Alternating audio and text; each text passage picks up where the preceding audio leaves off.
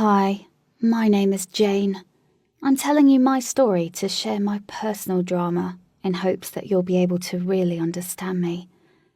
Right now, it feels like I'm sitting in front of a ticking time bomb, a huge and terrible time bomb, with no clue about which wires I need to cut. I'm not exaggerating. I only have 3 days left to decide the fate of 2 people, my sweet baby child and myself. I'm 20 years old now. About a year and a half ago, I learned that I was pregnant. At that time, it was a real blow for me. But later on, it turned out that this was just the first blow of many more to follow. I wish I did not even have to talk about the father of my child. I hate the idea that this bastard became famous on the internet the way he did. But I have to talk about how he, my boyfriend and the father of my child, fled as soon as he found out that I got pregnant.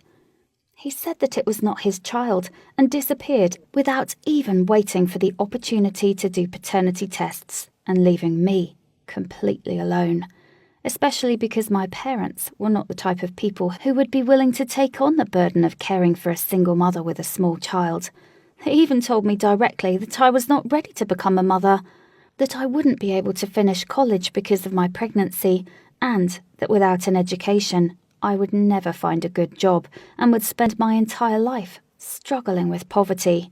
And believe me, my parents knew a lot about poverty because they never managed to escape from it. Yes, in my head, I perfectly understood that my parents were right. But deep inside my heart, I couldn't fight the thought they were wrong. I suffered a lot mentally because I had a really hard time making a firm decision. I wanted this child, and I did not want it at the same time. I do not know what I would do next, if not for my cousin Helen, who suddenly came to rescue me.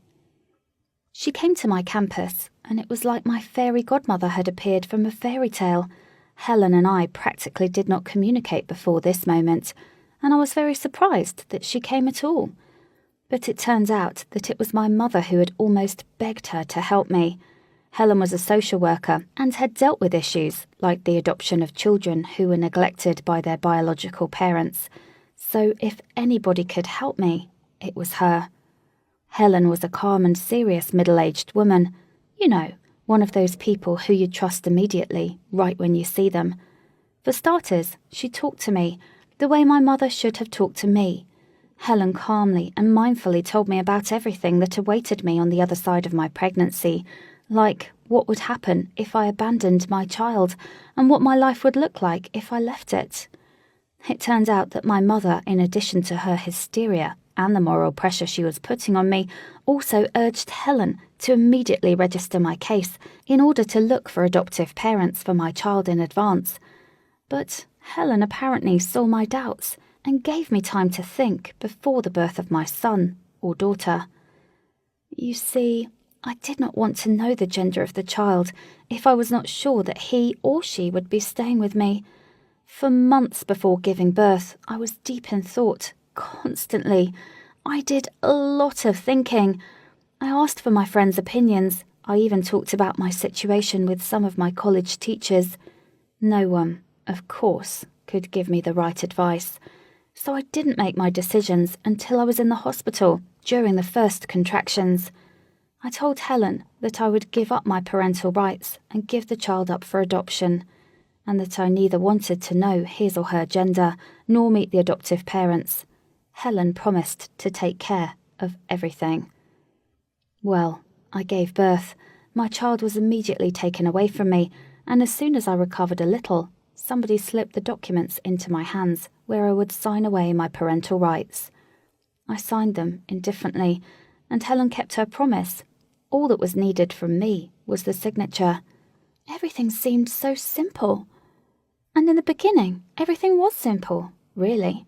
My body quickly recovered, and I kept telling myself that everything that happened to me was just an experience, a change from one physical state to another. I even convinced myself that it was like I was just sick for several months, and now that I've recovered and could live a normal life, like go to my college classes, spend evenings with my friends, go jogging in the mornings again, and visit my parents on the weekends, Do not jump to judging me, because really, I had made a decision, and now I just had to go on with my life. Right? And, I really enjoyed this old, new sense of freedom. It felt like I was starting to breathe deeply again. My friends were mindful enough to not talk to me about how my pregnancy ended. In general, nothing prevented me from just forgetting what had happened. But several months passed, and I had come to the realization that I was just a terrible traitor. I had betrayed my own child. I shouldn't have given up so easily. Now I thought about my baby every minute of every single day of my life. I felt such an incredible emptiness that could not be filled with anything else. I had to do something. First, I called Helen, and, she had been waiting for my call. My cousin understood that I was not one of those biological mothers who could easily give their children up, and although all this caused a serious conflict with her work ethics, Helen had found a loophole for me which could help me to bring my child back into my life.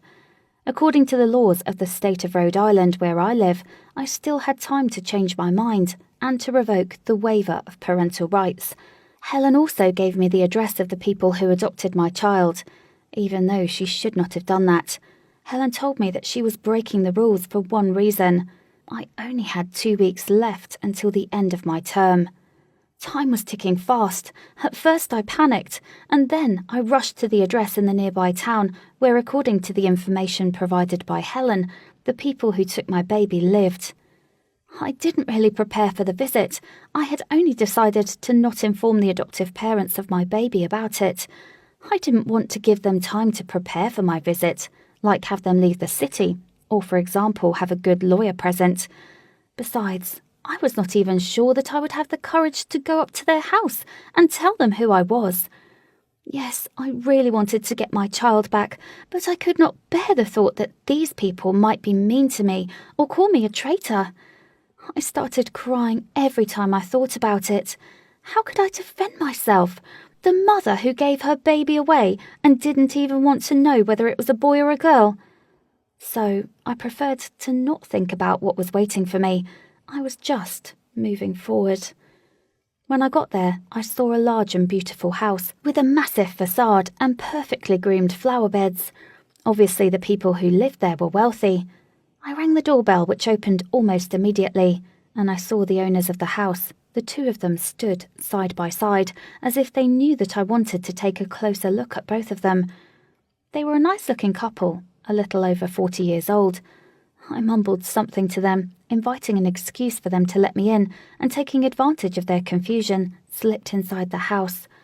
I was lucky the door to their living room was wide open, and there I saw my son sitting inside a small playpen. Now I knew that I had a baby boy. I rushed to hug my child, but his adoptive father managed to grab my hands. Then I just blurted out the whole truth. My boy's foster parents abruptly changed their behaviour. They did not seem nice and polite anymore. They demanded in a very rude way that I leave their house before they called the police and started pushing me towards the exit. But I knew that I still had certain rights. I told them that I was leaving today, but only to withdraw the waiver of parental rights tomorrow. It had a sobering effect on these people. They stopped threatening me. Instead, they began to beg me to go away and to leave them and to leave them and their son alone. They offered me money, which I, of course, did not take. They tried to convince me that I could never give this child a better future than they would be able to. They also told me that they could not have any children of their own and that this boy was their only hope to find happiness and create a family. Somehow, these people still managed to sow a seed of doubt inside me. I left their house without giving them a yes or no answer. Only, at the end, I gave my son a long, very attentive look, as if I had seen him not only for the first, but also for the last time. And it's possible that this could be true. Now I only have 3 days left. Helen has already prepared all the necessary documents, and again, the only thing needed from me is my signature. But I'm not at all sure that I will sign the revocation. I would very much like to do it, but I'm not sure I will be doing the right thing. I do not know what to do. I am only hoping that in the next few hours the right decision will just come to me. Thank you for listening to my story.